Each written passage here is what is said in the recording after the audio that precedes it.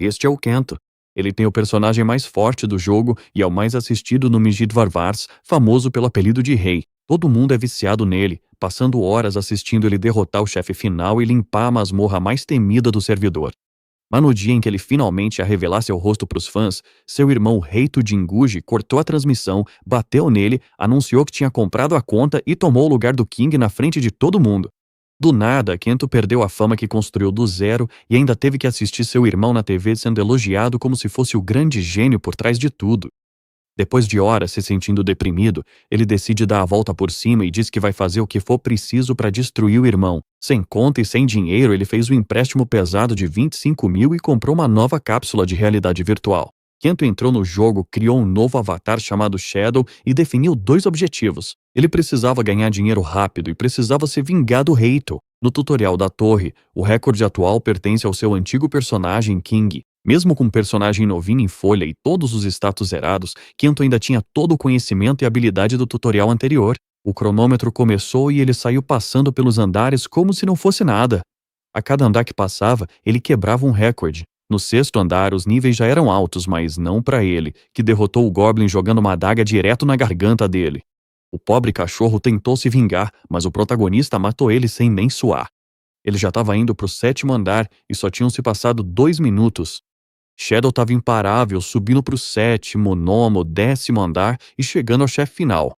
Essa coisa feia é nível 12, uma diferença enorme comparada a ele que tá no nível 1. Mesmo assim, o protagonista não recuou, foi direto pra cima, confiando na própria habilidade. O monstro ficou perdido. Nesse momento, ele viu a brecha, cravou a adaga bem no meio da testa do monstro e finalizou a masmorra do tutorial. Quando abriu o placar, viu seu nome em primeiro lugar, quebrando o recorde mundial do tutorial. Mas agora o verdadeiro desafio começa, porque uma missão secreta foi desbloqueada. Olhando pra cima, ele vê a sombra de um monstro voador e fica assustado porque agora tá em uma conta novinha e derrotar esse monstro vai ser muito difícil já que ele é nível 50. O protagonista encara friamente, pega a adaga e vai direto pra cima do monstro. O dragão fica voando em volta só cuspindo fogo lá de cima. Ele avista um monte de pedras, avança, dá um salto enorme e começa a fatiar o dragão sem parar. O cronômetro só tinha mais 1 minuto, então o cara tenta de tudo quanto é jeito cortar o dragão, mas nada parece funcionar. Enquanto caía no pescoço do dragão, ele viu uma pedra e achou o ponto fraco. Bem ali, ele levantou a adaga e cravou na pedra, partindo ela ao meio. O dragão começa a desmoronar e foi completamente derrotado. Em 14 minutos e 59 segundos, ele bateu um novo recorde na missão secreta. A recompensa dele foi um baú mágico, e quando abriu, recebeu uma espada lendária chamada Kuro, que tem os status completamente apelões. Além de ser uma espada rara, ela também tem consciência e pode falar, ou seja, é a espada mais roubada do jogo. Em pouco tempo, ele chega na Vila dos Começos. Quando ele diz que não esperava que o rei estivesse lá, a espada já corta ele na hora. Pensando bem, ele diz que mesmo que os status do item sejam baixos, ainda é lendário, o que significa que vale uma fortuna. Kuro manda o garoto parar de pensar nisso e diz que é a melhor espada do mundo. Somos levados para a Floresta dos Começos. Shadow tá pronto para subir de nível e caçar itens de alto nível, já que ele precisa de dinheiro. Depois de um tempo, vemos ele derrotando um Goblin enquanto a espada manda ele parar de cortar criaturas tão patéticas. Percebendo que chegou ao nível 4, o protagonista decide colocar pontos em agilidade, mas quando abre o painel, descobre que os status da espada também aumentaram. Explicando, Kuro diz que sua habilidade permite que ela cresça junto com seu dono. Curioso, o garoto pergunta o que é aquele outro status, mas a espada diz que não sabe. De repente, Shadow ouve vozes e rapidamente percebe que há mais 7 pessoas por perto. Vemos um grupo de jogadores agradecendo a Suti, que sorri e diz que seu trabalho é apoiar os novatos. Ele nota 7 presenças, mas vê apenas 4 pessoas. 3 estão ocultas. A espada diz ser comum ao caçar novatos. Por não tolerar covardes, o garoto decide intervir. A espada nota seu lado justiceiro, provando que ainda lê seus pensamentos. Ao vê-lo, Suti pergunta se ele também é novato. Quando ele confirma, os outros jogadores ficam animados, mas Shadow diz que aquele não é o melhor lugar para iniciantes subirem de nível. Então ele bloqueia o ataque do caçador e o cara percebe que o garoto não precisa de ajuda nenhuma. Assistindo à luta, os outros jogadores perguntam o que devem fazer. Gritando, o garoto manda eles saírem dali, mas então mais caçadores pulam dos arbustos. O líder da gangue ataca de novo, fazendo o protagonista perceber que isso tá longe de acabar. Um dos meninos decide que se dane e parte pra cima. Mas antes que o protagonista possa fazer qualquer coisa, o garoto leva um golpe fatal. Shadow fica paralisado e uma mensagem aparece dizendo que o menino não poderá jogar por 24 horas. Os caçadores se aproximam das garotas e dizem para elas não se preocuparem, porque logo vão se juntar a ele. Provocando, o chefe diz que vai manter tudo tranquilo enquanto foca na defesa. De olho no dinheiro, um dos assassinos diz que é tudo graças ao King. Aí ele pede desculpa por ter deixado isso escapar. De repente, Suti percebe que algo mudou no cara de capuz, que agora emana uma pressão insana. O garoto manda o homem repetir o que disse e explicar o que o King tem a ver com tudo isso. O caçador diz que não faz ideia do que ele está falando e antes que possa reagir, tem a cabeça arrancada. Com os olhos brilhando, o protagonista diz que tem ouvido muito esse nome, então quer saber a verdade. Kuro pergunta o que está acontecendo e por que o garoto não está ouvindo. Percebendo que ele se entregou completamente à raiva, tenta acalmar as coisas, já que já passou por isso antes. Uma mensagem aparece dizendo que um campo de duelo para exclusão de conta foi ativado e o jogador-alvo será eliminado. Vendo do que o protagonista é capaz, o líder dos mercenários se pergunta que diabos está acontecendo.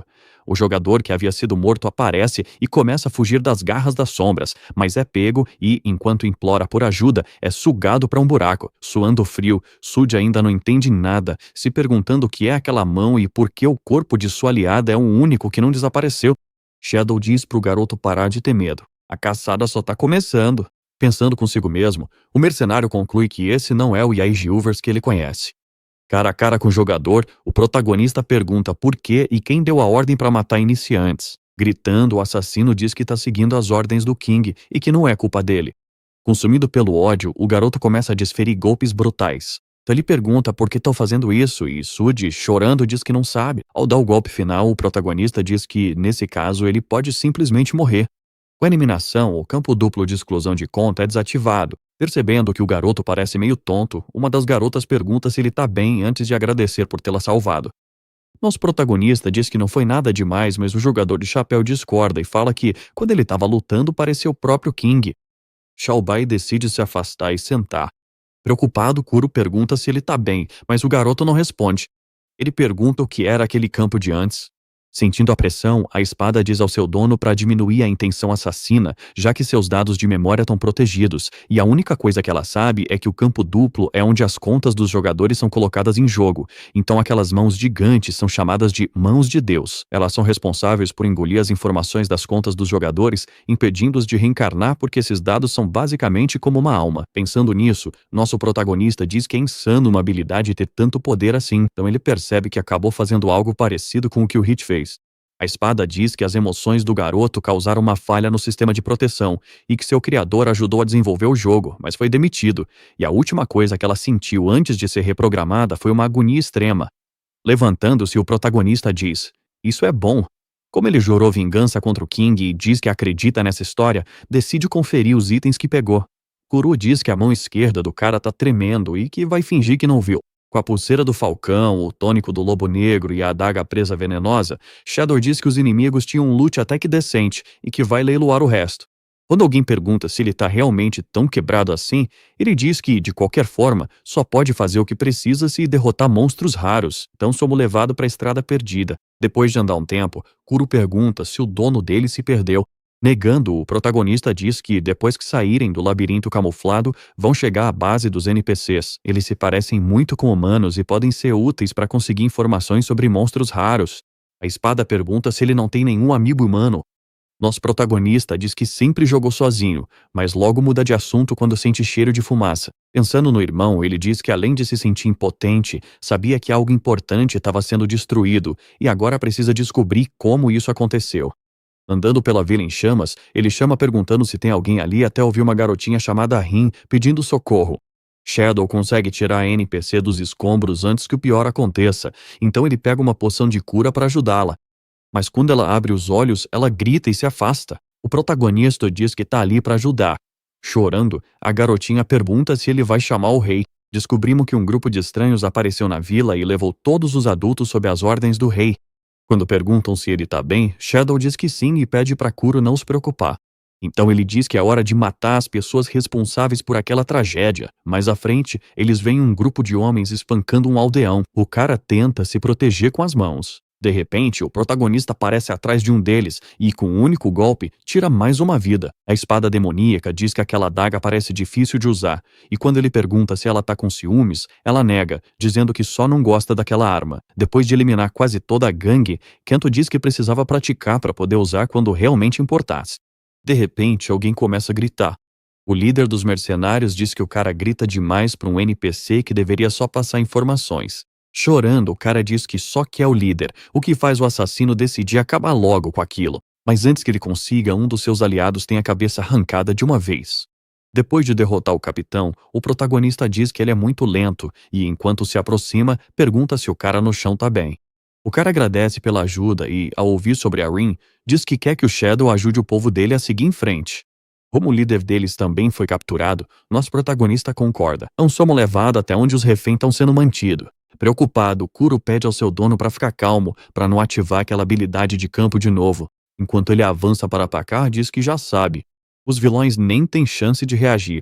Só restam 4 em pânico e um deles pergunta quem é aquele cara final. De repente, outro mercenário aparece segurando o pai da Rin como refém e ordena que ele não se mexa. Os aldeões entram em pânico ao verem o líder deles naquela situação. Cercado, o protagonista consegue ouvir sua espada implorando para que ele mantenha calma. Mas mesmo assim, ele diz que vai matar todos eles. Um dos bandidos diz que essa frase é deles e que, se o cara largar a espada, pode ir embora. Mandando o homem calar a boca, nosso garoto ativa o campo de exclusão de contas, deixando todos os mercenários em pânico. O cara de rosto coberto consegue bloquear o primeiro golpe e pergunta o que o parceiro está esperando para acabar com o refém. Tremendo inteiro, ele percebe que não consegue se mexer por causa do veneno da adaga do protagonista. Com um olhar sombrio, o protagonista diz: "É hora da caçada." Vendo o parceiro bater as botas, o mercenário paralisado implora para o garoto não se aproximar se quiser que o líder da aldeia continue vivo. Mostrando o quanto é rápido, Xiaobai diz que distância não é nada para ele, e então desfere um golpe mortal. Com trabalho feito, ele ainda tem a chance de ver as mãos de Deus em ação. Depois de um tempo, vemos o protagonista perguntando se Dônio tá bem. O homem confirma, depois pergunta como ele sabe seu nome e, quando não recebe resposta, diz que eles deveriam sair. Quando os dois aparecem, uma mulher corre e abraça o marido enquanto Rin abraça nosso garoto. Entregando o anel do assassino, o líder diz que é para mostrar gratidão de todos. De repente, Yuba aparece e pergunta que tipo de agradecimento sem graça é esse. Olhando para o garoto, o velho agradece em nome de todos e diz que, se eles puderem fazer mais alguma coisa, é só falar. O protagonista agradece, fazendo o velho lembrar que ele era rei. Indo direto ao ponto, o ancião pergunta se o jovem está procurando informações, então lhe entrega um papel com a localização de algum lugar. O queixo do Shadow cai enquanto o ancião diz para ele se preparar para a viagem. Eles apertam as mãos e o protagonista diz que está de saída, mas agradece pela hospitalidade. Yuba diz que todos vão acompanhá-lo até a saída, mesmo odiando vê-lo partir. Rin dá flores ao jovem como agradecimento por tê-lo salvado. Isso faz o nosso garoto lembrar dos seus dias como cavaleiro. Vendo ele partir, Dônio agradece por sua gentileza. Mas Kinzo decide perguntar por que a vila foi atacada em primeiro lugar. O homem diz que, pelo que ouviu, os mercenários estavam atrás de informações que só o ancião sabia. Pensando nisso, o protagonista se pergunta o que diabos o Rito tá tramando. De repente, Kuro grita para avisar sobre o perigo. Ao se virar, nosso garoto dá de cara com o inimigo prestes a atacar. Usando toda a sua agilidade, ele desvia de uma chuva de ataques, mas quando perde o equilíbrio, percebe que pode estar ferrado. No último segundo, ele consegue pegar a espada demoníaca e bloquear. Ele diz que é uma pena o ataque surpresa da mulher não ter funcionado. Recuando, a garota de olhos amarelos pergunta quem ele é e o que aconteceu ali, enquanto o protagonista se pergunta se ela é uma das aliadas do rei. Preparando-se para atacar de novo, ela diz que poucas pessoas sequer sabem daquela vila, então exige saber por que ele está ali. Eles cruzam as espadas e percebem que suas forças estão bem equilibradas. Preocupado, o nosso garoto diz que ela está em um nível totalmente diferente comparado aos outros capanga. Ele a chuta para longe e pergunta por que ela está fazendo isso se é tão habilidosa.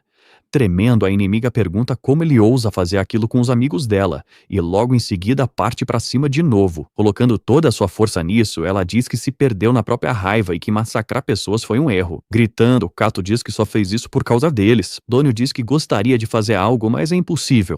Koro pergunta se o garoto realmente acha que pode vencer. Sorrindo, ele diz que sim e joga seu inimigo com toda a força contra a parede. No chão, a garota pergunta se a velocidade dele aumentou de repente, então diz que não pode se dar o luxo de perder. Se aproximando, o Shadow diz que acabou para ela. Ao ver a espada demoníaca, a mulher pergunta por que o protagonista tá com ela. Surpreso, nosso garoto pergunta como ela conhece o Coroa. De repente, Rin agarra o braço dos dois e manda eles pararem. Assustados, eles dizem pra garota que é perigoso, e é aí que os dois percebem que não são quem pensavam. Hari diz que se o cara sabe que foi um mal-entendido, ele deveria guardar a espada. Sorrindo, ele diz que ela deveria começar a pedir desculpas, mas nenhum dos dois parece disposto a ceder. Ouvindo a garotinha implorar para que parem de brigar, o protagonista diz que a mulher pode agradecer a criança. Quando perguntam, a espada diz que não se lembra desse nome, mas talvez lembre se suas memórias voltarem. Depois de chamar o Kuro de idiota, o protagonista pergunta como a garota sabe sobre o item. Mas como não recebe nenhuma resposta, ele diz que vai embora porque tá com pressa. Rin se aproxima e diz para ele voltar quando quiser. O protagonista diz que vai voltar em breve, então se vira e vai embora. Ari pensa que nunca vai pedir desculpas, pois o garoto absorveu muitos jogadores. Mesmo assim, ela quer ver se ele serve como seu aliado. Depois de andar um tempo, Xiaobei chega a um deserto e começa a conferir o mapa que conseguiu. O mapa mostra onde estão os monstros que dropam itens caros. Lembrando das dívidas, ele diz que tem muita coisa em jogo, incluindo seu sustento e sua vida. Koru pergunta se aquilo no céu é um inseto, mas o protagonista diz que é uma câmera. Ela vai filmar a estreia dele como streamer.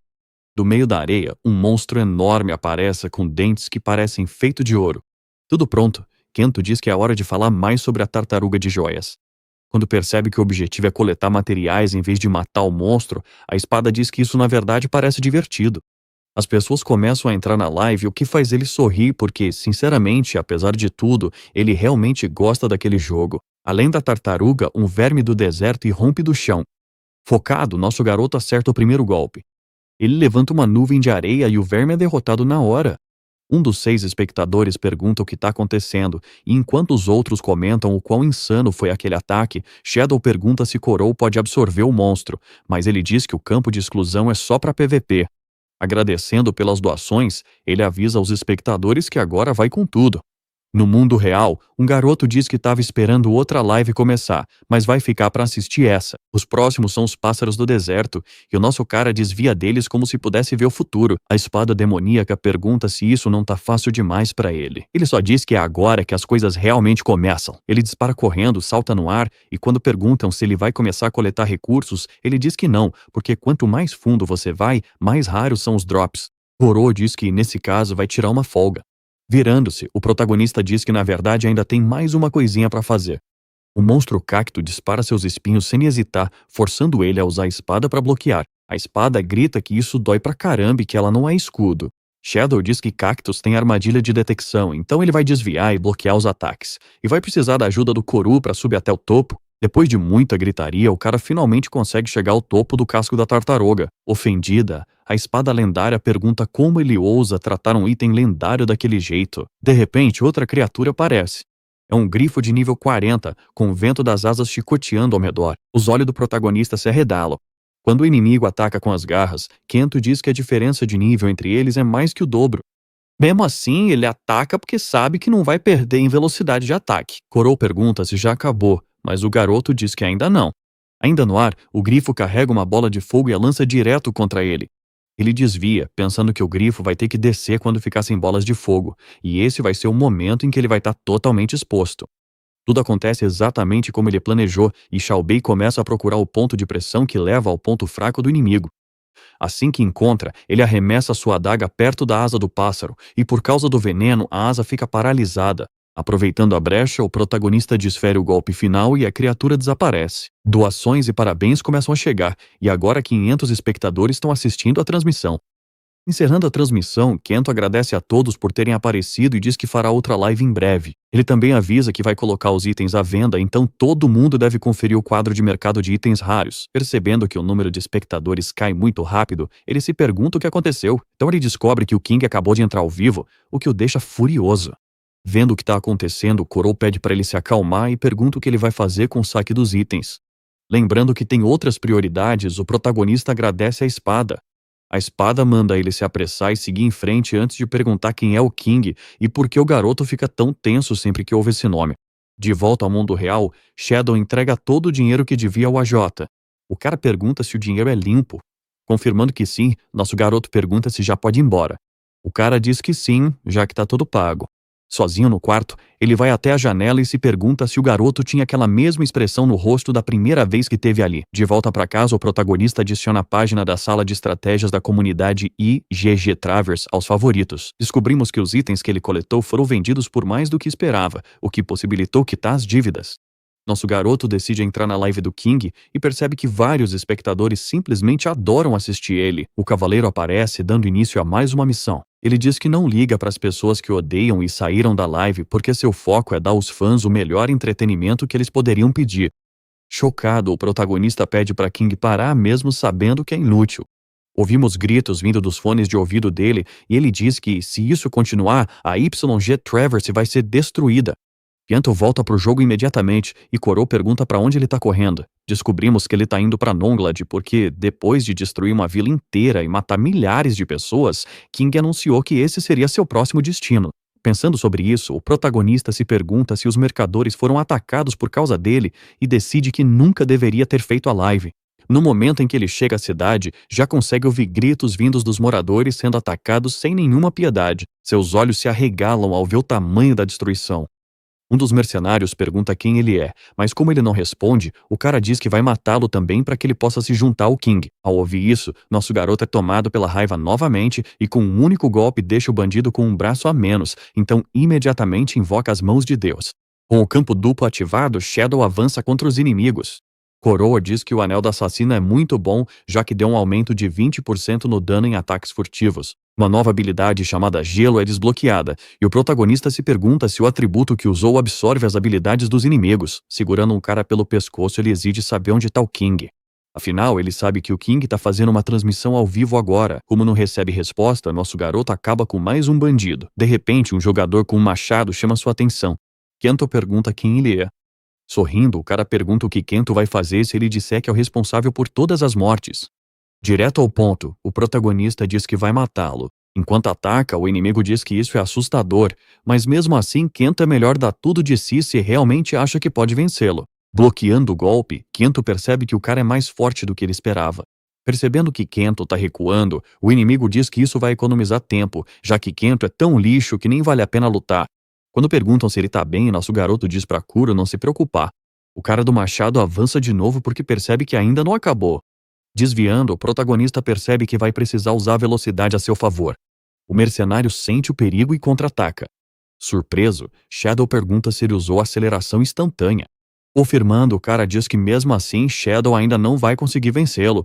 A espada demoníaca pergunta de novo se seu dono está bem e então avisa que reforços inimigos estão logo atrás deles. Soltando um suspiro, nosso garoto diz que tá só começando. O inimigo pergunta se ele é do tipo que enlouquece por medo de morrer, o que faria sentido, já que, com a chuva atrapalhando tudo, nem mesmo o céu tá a seu favor. Discordando, o personagem principal diz: na verdade, são sim, e então usa sua habilidade com gelo recém-adquirida.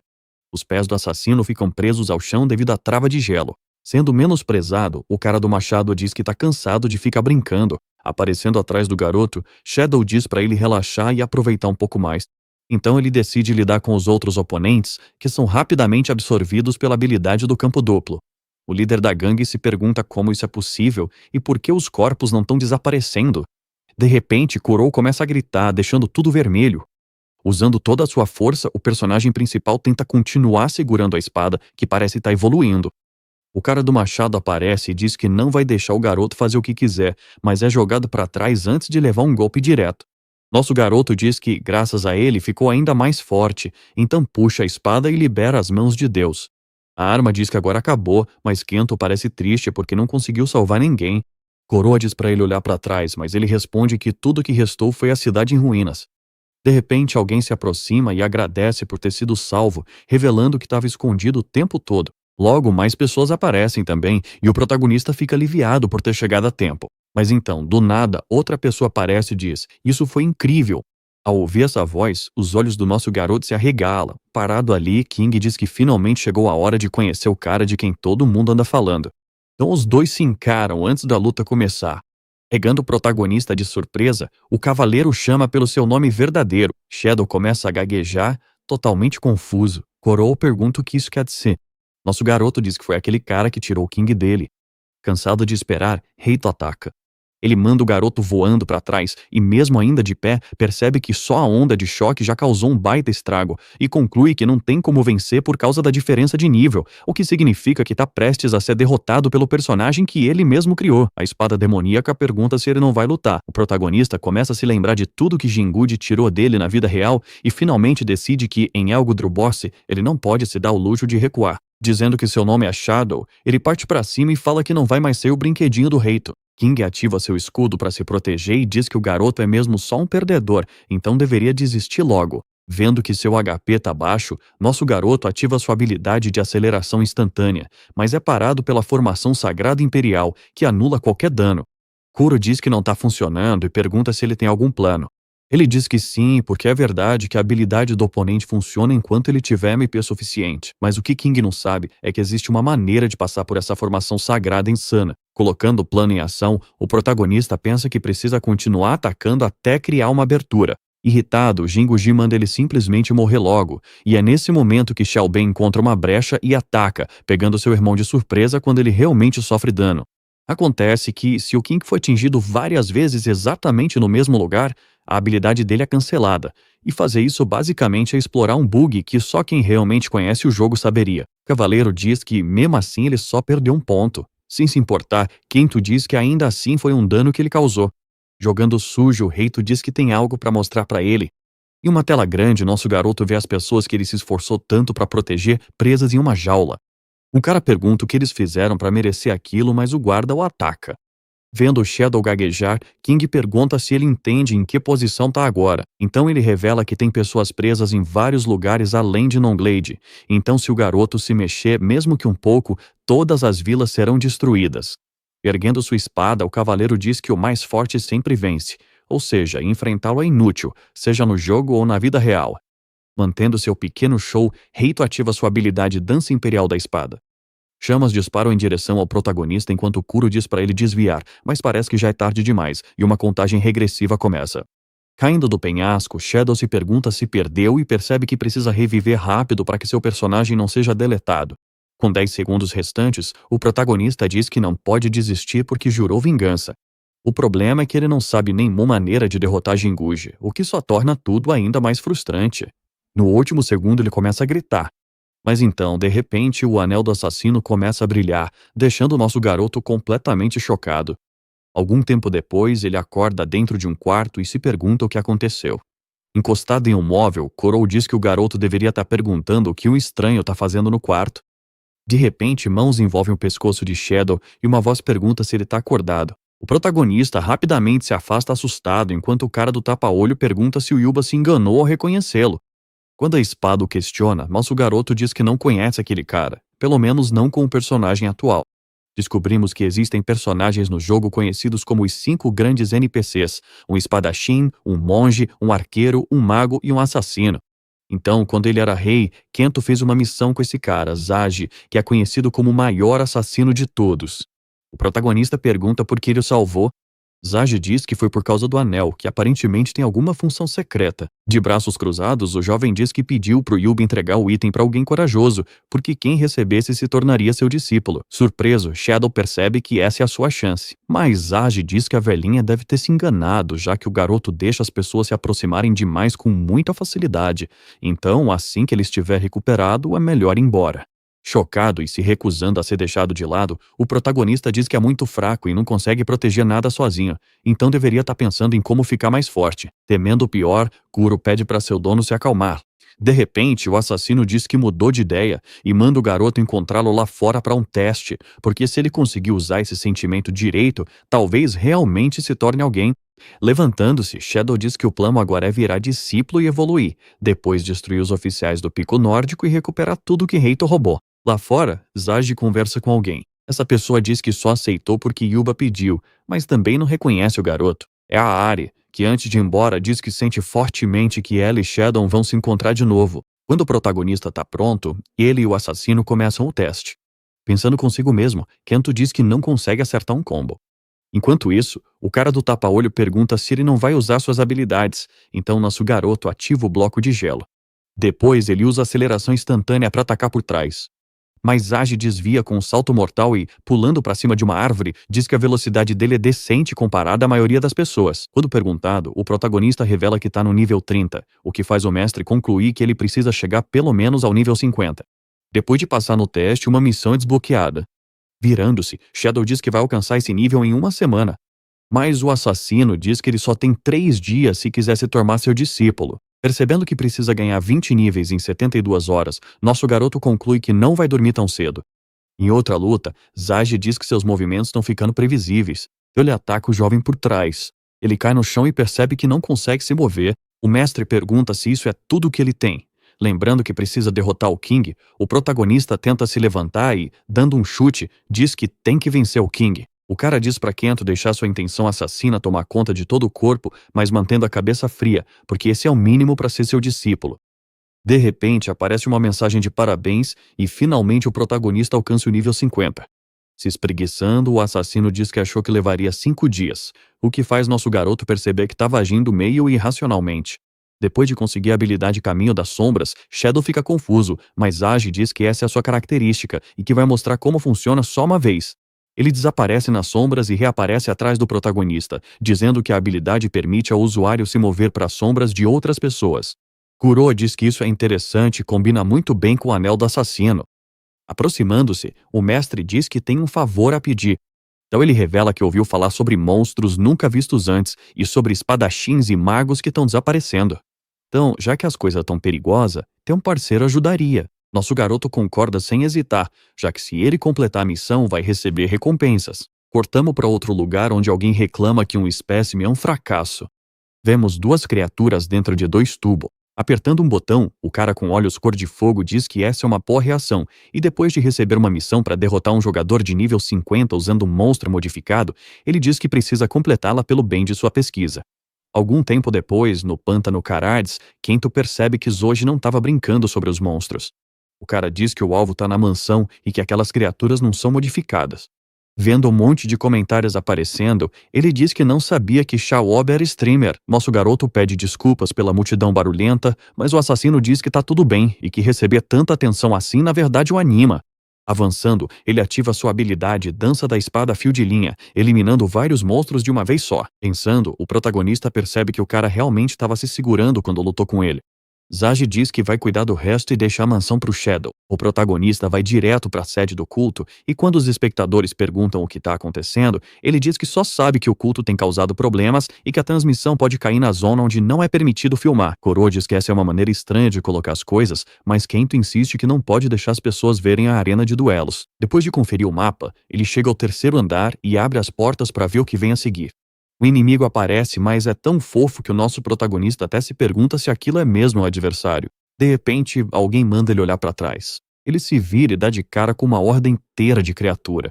Uma delas avança imediatamente, mas é derrotada em questão de segundos. Pensando bem, o protagonista diz que aquelas devem ser as criaturas codificadas. Então alguém aparece e diz que não esperava que uma quimera produzida em massa fosse derrotada com um único golpe. Ele acrescenta que faz muito tempo que não vê o Shadow. Nosso protagonista fica confuso, e o cara lembra que é o Suchi, o caçador novato, e que criou uma conta nova só pra se vingar. Gritando, ele invoca outra criatura, e depois que um gorila com chifres aparece, ele diz que agora é a vez dele se divertir. Num piscar de olhos, as coisas voam pra todo lado, e o cara fica parado, boquiaberto. Sentado em cima do gorila, o protagonista pergunta quem mesmo ele disse que ia matar. Aparecendo atrás do mercenário, ele aproveita pra perguntar se o cara é o cérebro por trás do culto. Entrando em pânico, Suchi grita pro Kento se afastar dele. Nosso protagonista se afasta, mas logo reaparece e pergunta se ele tá tentando perder outra conta. Tremendo feito louco, o cara diz que o líder tá atrás das portas grandes e pergunta se agora tá seguro. Mostrando que não tá, o protagonista o mata, dizendo que é melhor ele nunca mais aparecer na frente dele. No mundo real, um espectador comenta que o Shadow é assustador e incrível ao mesmo tempo. O protagonista entra no laboratório como se fosse dono do lugar. Kuro diz que o lugar é incrível e se pergunta quem poderia estar modificando os monstros. Rapidamente, nosso garoto chega à última porta, mas ela está trancada, então ele usa a espada para cortar a madeira e fazer uma entrada dramática. Um pouco mais adiante, o cientista diz que aquilo foi bem violento, se apresenta como Irides, um oficial da Nordic Peak, e pergunta se o garoto veio causar problemas em seu santuário de pesquisas, o que significa que ele é o assassino sobre o qual foram avisados. Com um olhar assustador, o pesquisador diz que Shadow apareceu na hora perfeita porque ele acabou de terminar sua criação. Curioso, nosso garoto começa a sentir o cheiro da Rin. Irides diz que pegou dados de um NPC e fundiu em um monstro, criando sua melhor obra até agora. Todo chamado, Cavaleiro Dragão se levanta. O protagonista fica completamente atônito enquanto a criatura parece estar rindo ao ver a garotinha presa. Ao ver a garotinha presa lá atrás, ele diz que seu pior medo acabou de se tornar realidade e se prepara para acabar com aquele show de horrores. Durante a luta, Kuro pergunta por que o garoto não está revidando. Nosso garoto diz que é porque há NPCs fundidos à criatura. O Cavaleiro Dragão cospe chamas azuis enquanto também drena a força vital dos NPCs. O protagonista desvia de outro golpe mortal, se perguntando se existe alguma maneira de salvar aquelas pessoas e se a resposta pode estar naquelas pulseiras brilhantes nos pulsos do inimigo. Rindo, Irides diz que sabe que o garoto não vai conseguir vencer. Bloqueando outro ataque com sua espada, Shadow decide testar sua teoria. Então ele salta no ar e reaparece bem perto do dragão, dizendo que vai mostrar como se usa espadas duplas de verdade. Aparecendo nas costas do inimigo, nosso garoto corta as pulseiras e há um clarão de luz. Chocado, o pesquisador pergunta como isso é possível e ordena que sua criação foque em quem ela deve matar. Obedecendo, o dragão cospe fogo no garoto, que apenas observa a destruição acontecer. Logo depois disso, ele usa sua habilidade Caminho das Sombras e aparece embaixo do cavaleiro. Para terminar de cortar os braceletes, ele ataca novamente e a criatura começa a gritar antes de desabar no chão totalmente derrotada. Preocupado, Shadow se pergunta o que aconteceu com os NPCs e percebe que os anéis de dados estão se transformando em luz. Eles continuam flutuando ali, brilhando, e o protagonista reza para que estejam bem. De repente, a luz fica mais forte e os reféns caem no chão. Rin abre os olhos e vê Kento correndo em sua direção. Ela fica feliz quando ele abraça e ele diz que está aliviado por ela estar bem. Atônito, o cientista pergunta como os dados dos NPCs foram restaurados e percebe que sua missão falhou. Caído no chão, ele reclama que não conseguiu alcançar uma classe única e diz que nunca vai perdoar Xiao Bei por isso. Com apertar de um botão, os monstros presos dentro dos tubos são liberados e se preparam para executar a vingança de seu criador. O protagonista se coloca na frente das pessoas inocentes e então grita para todo mundo sair dali agora. O cientista diz que vai ser divertido assistir ele lutar enquanto tenta proteger os NPCs. Um rato demoníaco pula em cima do nosso herói e morde sua espada. Pensando consigo mesmo, ele diz que as criaturas não são tão fortes, mas é uma história completamente diferente quando você tem pessoas para proteger. Rin acaba sendo agarrada por um monstro e começa a gritar, forçando o protagonista a agir imediatamente. Logo, as criaturas cercam os mocinhos enquanto Irides ordena que acabem logo com isso. De repente, alguém aparece e pergunta se Shadow precisa de uma mãozinha. É o Jing, e sem muito esforço, ele elimina os inimigos. O pesquisador, em pânico, pergunta o que um dos 5 grandes NPCs está fazendo ali. Nosso herói diz ao seu mestre para levar Rin e os outros para fora e fala que irá atrás deles depois de lidar com o cientista. O mercenário diz, entendido, e que vai vê-lo depois. Ativando sua habilidade Dual Field, Kento pergunta a Irides se ele está pronto para se arrepender de tudo que fez. No chão, o cara implora para ser poupado, mas o protagonista diz que chegou a hora da execução. Então outra pessoa aparece e diz que isso vai ser um problema, porque ele não vai permitir que o cientista seja morto. Sorrindo, Kento nem hesita e parte direto pro ataque, forçando Shadow a usar toda a sua agilidade só para conseguir levantar a espada na frente do corpo. Depois de bloquear, o cara de cabelo branco diz que isso vai ser divertido. Nosso garoto agradece o elogio enquanto pensa em como seu oponente é forte. O inimigo diz que sabe que Shadow usa uma técnica bem perigosa, e quando vê a reação do protagonista, percebe que seu palpite estava certo. Se apresentando como um dos 4 oficiais do Pico Nórdico, Ken diz que é um prazer brincar com ele. Então ele ataca imediatamente usando sua habilidade chamada Golpes de Lobo. Mesmo aguentando o impacto, o protagonista percebe que a técnica fica mais forte a cada golpe.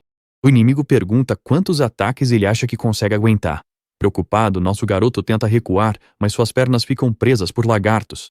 Com um golpe, ele se livra deles, mas mais aparecem. Irides pergunta por quanto tempo Ken pretende prolongar a luta. Em vez de aproveitar a chance para acabar com Shadow, o cara se aproxima e diz que isso estragaria a diversão, enquanto a pesquisadora grita que ele deveria ser mais grato pelo apoio. Kurou pergunta se não seria inteligente fugir enquanto os dois discutem. Discordando, o protagonista diz que essa é a chance deles de derrotar os dois de uma vez só. Irritado com a interrupção, Ken diz que não tem como evitar o que tá por vir, então a partir de agora ele vai com tudo. A espada demoníaca diz que seu dono precisa fugir imediatamente. Como o Dollfield está aberto e porque é um campo absoluto, ninguém está isento das regras, nem mesmo ele, o que significa que se o garoto perder, será engolido pelas mãos de Deus. Sem dar tempo para ele escapar, o cara de cabelo branco começa a acertar golpes de lupus de novo, dizendo que ele é realmente forte por sobreviver a 10 ataques seguidos. Quando tudo parece perdido, alguém libera o golpe que rompe os céus, forçando Ken a recuar imediatamente. Ari aparece e diz que eles não conseguem parar o inimigo, pelo menos não agora. Quando o protagonista pergunta por que ela tá ali, ela só diz que vai lidar com Írides, enquanto pensa que, na verdade, só tá ali para ver se Shadow é digno de empunhar Kuro. Voltando ao ataque, o lutador de punhos diz que a mulher parece confiar muito no garoto e que vai ter que perguntar para ela o motivo depois que vencer. A espada demoníaca continua recebendo a maioria dos golpes. Recuando, o nosso garoto percebe que agora que o cara ficou mais forte, ele não pode se dar o luxo de ser atingido. Avançando, Ken diz que não há como escapar, e então desfere um golpe usando a dança do punho do fluxo fluido. O protagonista mal consegue se salvar de novo, e seu oponente diz que faz muito tempo que uma luta não o faz se sentir assim, então errou de propósito só para mostrar ao garoto que ele não deveria tentar fugir mais, e deveria apenas se divertir. Vemos nosso garoto suando frio. Lá atrás, o Ari acaba desabando no chão. O cientista diz que esse é o preço por terem destruído o laboratório de pesquisas dele. Ao ver a criatura enorme, Kuro diz para Shadow correr para que ele e a mulher não sejam engolidos pelo campo duplo. Pensando em Rin, Kento diz que nunca mais vai perder, então ele se recusa a recuar. No chão, a mulher diz que nunca pensou que seria a primeira a confiar no garoto. Kento diz que o garoto é melhor.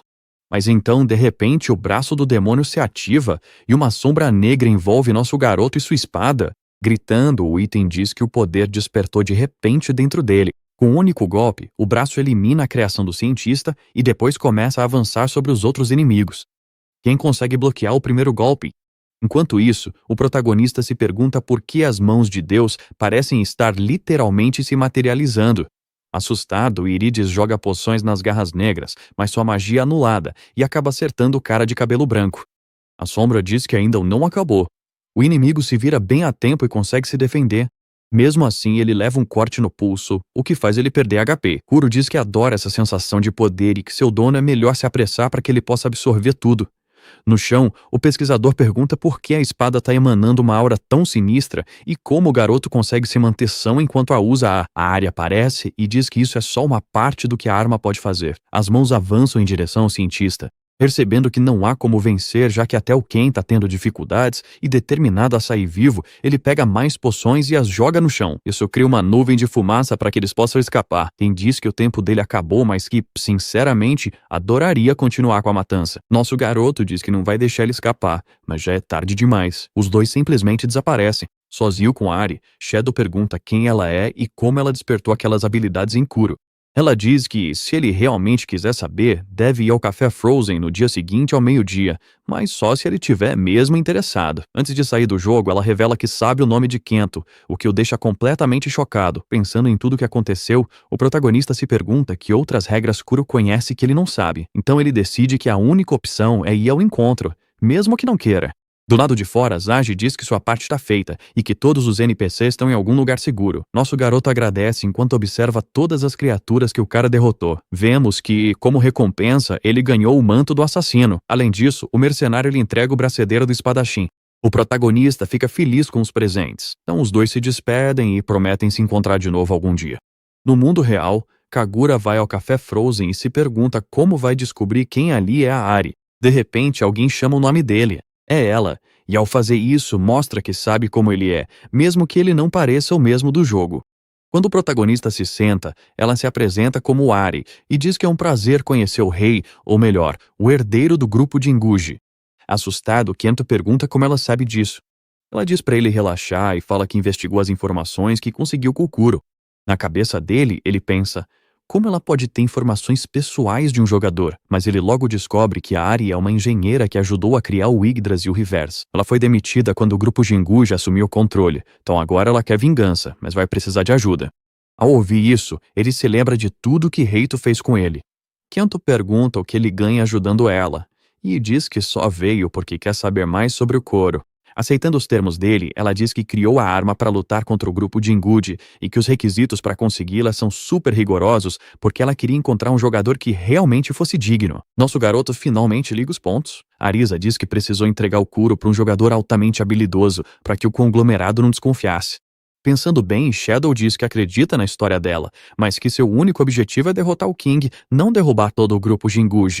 Ele tá prestes a dizer isso, mas ela fala que sabe que é difícil enfrentar o King sem o equipamento certo. Admitindo que ela tá certa, ele diz que já perdeu pro irmão antes. O engenheiro pergunta o que ele acha de conseguir um patrocinador, já que suas transmissões estão bombando. Kento diz que tem pensado nisso, mas como é novato, não tem muita gente interessada em patrociná-lo. Arisa discorda e diz que faz parte do grupo Oga, grande o suficiente para enfrentar o grupo Jinguji. Acontece que a organização é considerada um dos 5 maiores conglomerados do mundo e pertence ao pai e ao irmão mais velho dela, o que faz dela uma herdeira. Ari diz que, de qualquer forma, os objetivos de ambos podem se realizar se ele concordar em fazer parte do plano. O protagonista diz que isso é bom, mas que não é uma boa ideia falar sobre isso naquele lugar. De repente, a mulher estala os dedos e todo mundo dentro do café fica paralisado. Antes mesmo de explicar, ela diz que toda a estação pertence ao grupo Oga, então não há motivo para se preocupar. Então ela pergunta de novo se Kento está disposto a ajudá-la, enquanto ele só fica olhando para ela de boca aberta. Um mês depois, dentro do jogo, nosso garoto está observando a equipe Nordic Peak. Kuro diz que eles finalmente podem começar a verdadeira vingança. Concordando, o protagonista diz que agora que está com equipamentos melhores, não pode se dar ao luxo de errar, o que significa que é hora de começar a caçada. Quando a noite cai na Vila Gazef, os bandidos estão conversando sobre os rumores de que o sabotador é o mestre da guilda conhecido como o irmãozinho do King. As mãos de Deus surgem e decapitam 2 assassinos num golpe. Shadow diz que são lentos, mas Kuro nota que o garoto está em forma. Mas então ele percebe que tem algo errado e que eles eram os alvos desde o começo. Ren aparece e diz: como esperado, o garoto tem bons instintos. Sabendo que o mercenário é obcecado por lutas, o protagonista percebe que vai ter que gastar um pouco de energia antes de enfrentar o King. Todo mundo começa a gritar, torcendo pelo cara de cabelo branco. Mas do nada ele simplesmente soca um dos próprios fãs e diz: isso aqui tá meio estranho, exatamente como ele pensou. Aí ele revela que, apesar de ter recebido a ordem de capturar o Shadow, o que ele quer mesmo é lutar com ele 1 contra 1. Depois disso, ele pergunta se o garoto é mesmo o irmão mais novo do King. Nosso protagonista pergunta o que aconteceria se ele dissesse que sim. Quem diz que achou que entrar para uma guilda seria divertido, mas tudo o que ele tem feito é caçar NPCs sem motivo nenhum, então ele vai sair da Nordic Peak. Os outros bandidos dizem que isso é traição. Mesmo assim, Ken diz que vai ser muito mais interessante ver o protagonista lutar contra o King, então ele vai na frente, e quando tudo acabar, eles terminam a luta que começaram antes. Kato concorda e diz que, se as coisas acontecerem como ele espera, ele será o adversário do Ken por um bom tempo. Ao ver o garoto sumir, Ken fica impressionado com a velocidade dele e começa a rir. Depois, ele diz que coisas divertidas sempre o deixam de bom humor, e mesmo odiando atacar alguém em grupo, ele adora esse tipo de batalha royal. Não me importa como isso termine, porque a melhor sobremesa vai estar esperando por ele depois. Shadow segue para a vila, onde Reito já está esperando. Quando perguntam sobre a traição de Ken, nosso garoto diz que parece que os subordinados do irmão dele não gostam muito dele. Descobrimos que a vila tá vazia porque Kagura fez questão de evacuar todos os NPC, sem se importar nem um pouco. Reito diz que já estava cansado de esperar a diversão começar. Ativando sua habilidade, o protagonista diz que dessa vez vai derrotá-lo. Pensando consigo mesmo, King diz que recebeu relatórios sobre esse atributo, mas os efeitos ainda são desconhecidos, o que significa que ele vai precisar anular todo o dano. Jinguji ativa sua habilidade Fortaleza Imperial. Assustado, Kuro pede para Shadow Spellar. Explicando para a espada, o protagonista diz que esse atributo aumenta a resistência do King por 3 minutos. Avançando, o cavaleiro diz que seu irmãozinho não vai nem conseguir arranhar ele. Percebendo a situação, Reito se pergunta o que está acontecendo com o HP do garoto e por que seus ataques não estão funcionando. Nosso garoto diz que sabe o que ele está pensando, por que está levando dano, porque o dano só conta quando você realmente acerta o oponente. King é pego de surpresa por trás e diz que vai partir o chão para selar os movimentos do garoto com pulverização imperial. Shadow diz que, mesmo assim, ele vai ser o primeiro a machucá-lo. Gritando, Jinguji manda ele descer do cavalo e, mostrando todo o seu poder, diz que não importa o quanto ele lute, sempre será um perdedor. Preocupado, Kuro diz que o garoto está provocando demais, mas Kento responde que esse é o plano, porque existe uma forma de contornar a formação imperial sagrada. Lançando um ataque, King pergunta se o garoto realmente acha que ele vai cair no mesmo truque 2 vezes. A espada manda o protagonista desviar e vemos que a explosão pode ser vista a quilômetros de distância. Quando a poeira baixa, o cavaleiro começa a rir, dizendo que no final das contas ele sempre será o vencedor. Aparecendo atrás do oponente, nosso garoto usa sua adaga envenenada e diz que, aparentemente, Irides não mencionou sua habilidade Caminho das Sombras. O rei recua e pergunta por que o HP dele tá caindo. Explicando, o protagonista diz que é por causa da adaga dele, que tem veneno de hidra. E quando ele ativa sua habilidade de terremoto, ele diz que é o fim, porque qualquer um pego no tremor terá sua agilidade reduzida em 50%. E além disso, com seu atributo de dominação de sangue, toda vez que o alvo sofre dano, ele perde 20% das habilidades. Reito tenta atacar, mas seu corpo está paralisado, mesmo com sua formação imperial ativa. Nosso garoto diz que isso acontece porque a única coisa que a formação não consegue bloquear são golpes diretos, o que inclui dano causado por debuffs. Gritando, King pergunta como diabos a habilidade dele deveria contar como uma fortaleza. Shadow diz que a formação não o torna invencível e que o que faz um jogador ser bom é conseguir encontrar respostas para suas fraquezas. Então, já que o irmão dele basicamente ainda é um novato, ele gostaria de dar as boas-vindas ao YGG Verse. As mãos de Deus aparecem atrás de Reito. Enquanto isso, o protagonista decide atacar por cima. King diz que ainda não acabou porque, sim, ele é invencível enquanto a formação imperial sagrada estiver ativa. Nosso garoto diz que ele tá esquecendo de algo. O MP dele tá quase acabando. Antes de dar o golpe final, Kento se despede de King, com todos os bons momentos que teve com aquele personagem passando pela sua mente. Vemos o cavaleiro ser cortado ao meio antes de ser engolido pelas mãos de Deus. Com o trabalho feito, o protagonista diz que agora é a vez do Oga. No mundo real, Reito se pergunta como perdeu para alguém tão fraco. Ou ele decide beber um pouco de água, mas o telefone dele começa a tocar. Do outro lado da linha, o pai dele pergunta o que diabos ele acabou de fazer e manda ele ligar a TV, onde todo o esquema de trapaça está sendo exposto em uma reportagem de notícias. Furioso, o homem pergunta se Jinguji está tentando destruir o grupo só porque é teimoso demais. Acontece que quem vazou tudo foi a Arisa. Ela se juntou com os engenheiros que foram demitidos injustamente para gravar um vídeo contando tudo o que aconteceu, e foi assim que descobriram que Reito estava por trás de tudo, dando início à queda do grupo Jinguji. Conversando com ela, o protagonista pergunta o que vai acontecer com o irmão dele e com a organização. A Ari diz que o grupo não vai mais se envolver com YGG Verse e que eles perderam toda a receita. Quanto ao mentor por trás de tudo, parece que ele está sendo protegido, então ela não conseguiu muita informação. Nosso garoto diz que o pai dele nunca se importou de verdade com ele, mas que ele ama o Reito. Depois eles conversam sobre como a Arisa voltou a trabalhar para a empresa de jogos e foi promovida junto com os outros engenheiros. Sorrindo, Kento diz que está ansioso pelas atualizações. O alarme toca e ele diz que está na hora. Ela diz para ele tomar cuidado e ele pede para ela fazer o mesmo. Então Shadow volta para o jogo onde Ken já estava esperando. Se preparando, ele diz que precisa cumprir sua promessa na frente da multidão que assiste, incluindo Irides. Gritando, o cara diz que só tá ali porque foi forçado. Ken diz pra ele aproveitar o show e, ao ativar sua habilidade, avisa que um grande duelo tá prestes a começar. Nosso garoto e Kuro sorriem, então avançam pra luta. O herói diz que precisam ganhar a partida, e a espada garante que vão conseguir.